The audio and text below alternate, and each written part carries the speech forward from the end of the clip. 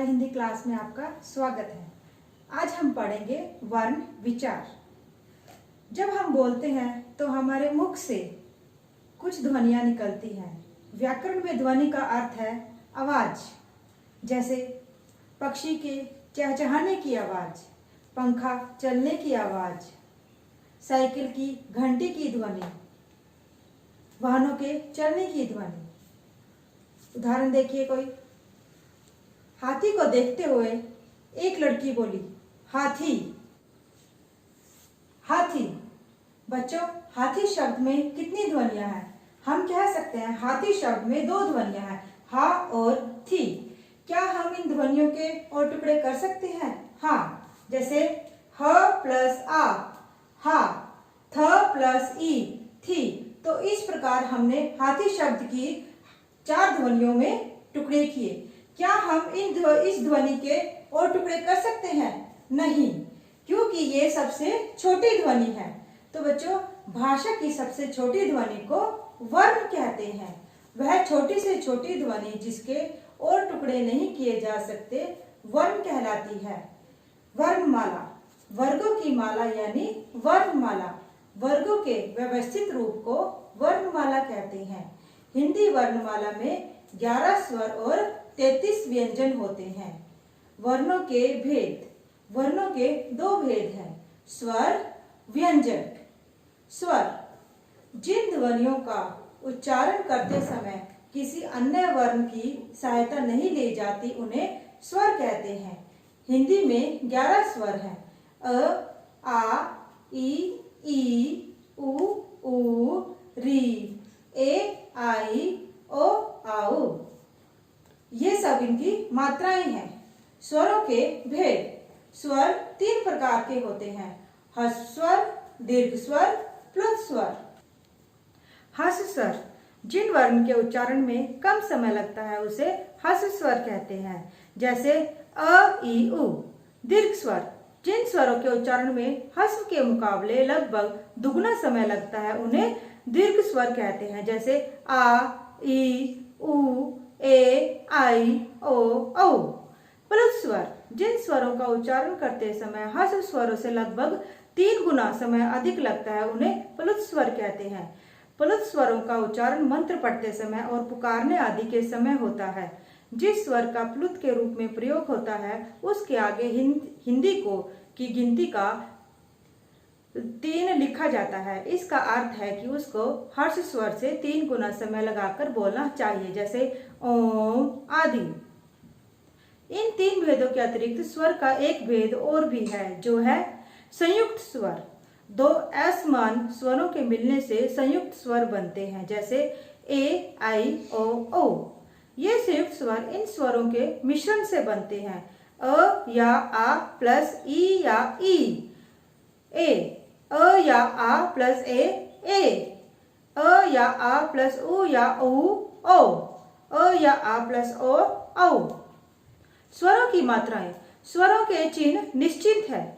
इन चिन्हों को मात्रा कहते हैं। हिंदी में स्वर 2 तरह से लिखे जाते हैं, अपने मूल रूप में, जैसे अ, आ, ई, ओ आदि। व्यंजन अपने आप में अधूरे होते हैं। जब उसमें स्वर मिलाए जाते हैं तब ही पूर्णता प्राप्त करते हैं। जैसे उदाहरण के लिए, यह क अधूरा है, जब इसमें अ मिलाया जाएगा तो यह क, तब यह पूर्ण रूप से क बन जाएगा। इसी प्रकार सारे व्यंजन स्वर से मिलने पर पूर्णता यानी कि कंप्लीट होते हैं। अतः स्वरों की सहायता लेकर ही व्यंजन बनता है, जैसे प प्लस आ, पा, न प्लस ई, नी, र प्लस आ, रा, य प्लस ए, ये आदि। व्यंजनों के साथ जोड़ने पर स्वरों को पूरा नहीं लिखा जाता, बल्कि उनके निश्चित चिन्ह लिखे जाते हैं, जिन्हें मात्रा कहते हैं। अतः स्वरों के चिन्ह को मात्राएं कहते हैं।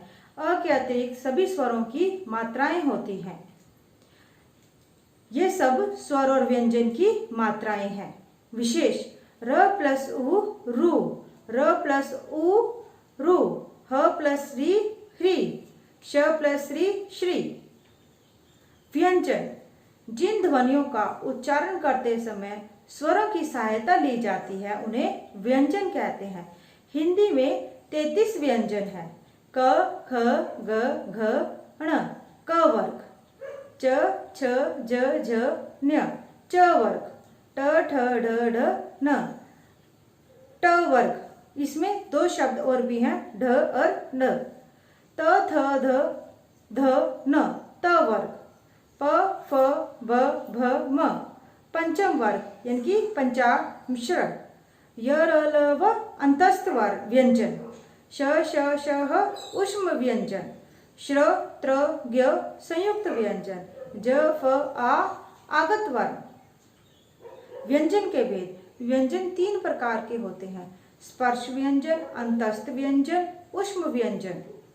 स्पर्श व्यंजन, जिन व्यंजनों का उच्चारण करते समय हवा कंठ, तालु, मूर्धा, दांत या ओठों का स्पर्श करके मुख से बाहर निकलती है, उन्हें स्पर्श व्यंजन कहते हैं। इन्हें 5 वर्गों में रखा गया है और हर वर्ग में 5-5 व्यंजन हैं। हर वर्ग का नाम पहले वर्ग के अनुसार रखा गया है, जैसे क वर्ग, च वर्ग, ट वर्ग, त वर्ग, प वर्ग। अंतस्थ व्यंजन, जिन व्यंजनों का उच्चारण स्वरों और व्यंजनों के मध्य का होता है, उन्हें अंतस्थ व्यंजन कहते हैं। अंतस्थ व्यंजन 4 हैं, य, र, ल, व।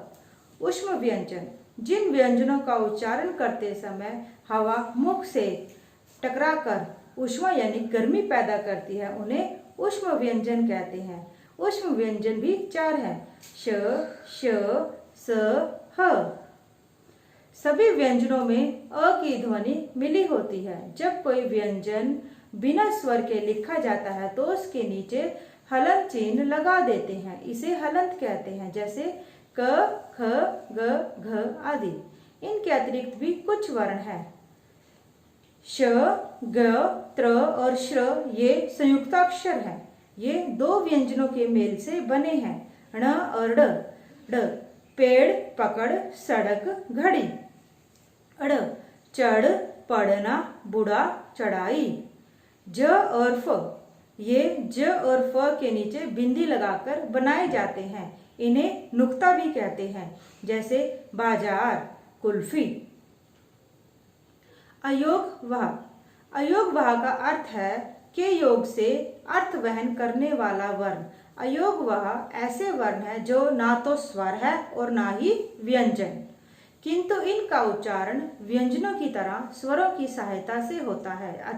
अंतर केवल इतना है कि व्यंजनों के उच्चारण के बाद स्वर आता है, जबकि अयोगवाह के उच्चारण के पूर्व स्वर आता है। अयोगवाह भी 2 तरह के होते हैं। अनुस्वार, वर्ण भी स्वरों के बाद ही आता है। इसका उच्चारण नाक से किया जाता है। इसका उच्चारण जिस वर्ण के बाद होता है उसी वर्ण के सिर पर बिंदी के रूप में इसे लगाया जाता है, जैसे रंग, जंगल, संग, तिरंगा आदि। अनुनासिक, इसका उच्चारण नाक और गले दोनों से होता है, जैसे चांद, आंगन आदि इसका चिन्ह होता है। विशेष, जिन वर्णों की मात्रा शिरोरेखा के ऊपर लगाई जाती है वहां चंद्र बिंदु के स्थान पर बिंदु लगाया जाता है, जैसे क्यों, मैं, नहीं आदि। विसर्ग, इस ध्वनि को इस चिन्ह है, इसका उच्चारण ह की भांति किया जाता है। विसर्ग का प्रयोग तत्सम शब्दों यानी कि जो संस्कृत से आए हैं में ही किया जाता है, जैसे अतः, प्रातः, अंततः आदि। आगत ध्वनियां, आगत यानी कि बाहर से आए हुए, या आनी, आद्र, चंद्र अंग्रेजी भाषा के शब्दों को लिखते समय प्रयोग किया जाता है, जैसे डॉक्टर, कॉफी, टॉफी, बॉल आदि। संयुक्त व्यंजन, वर्गों का मेल वर्ण संयोग कहलाता है। इन वर्गों के अलावा हिंदी भाषा में कुछ संयुक्त वर्गों का भी प्रयोग किया जाता है। ये वर्ण है श, त्र, य, श्र। यह 2 अलग अलग व्यंजनों के मेल से बने हैं, अर्थात स्वर रहित व्यंजन जब किसी स्वर सहित व्यंजन से मिलाकर लिखे जाते हैं तो संयुक्त व्यंजन कहलाते हैं। संयुक्त व्यंजन श, देखिए इनको कैसे जोड़कर लिखते हैं, क प्लस श, त्र, त प्लस र, ज्ञ, ज प्लस न्य, श्र, श प्लस र, क्षत्रिय, त्रिशूल, ज्ञानी, श्रमिक ये सब संयुक्त व्यंजन हैं। संयुक्त व्यंजन का प्रयोग और निर्माण इस प्रकार है। ये सब इसके उदाहरण हैं। जब दो अलग अलग व्यंजन एक साथ आते हैं तो भी संयुक्त व्यंजन बनते हैं।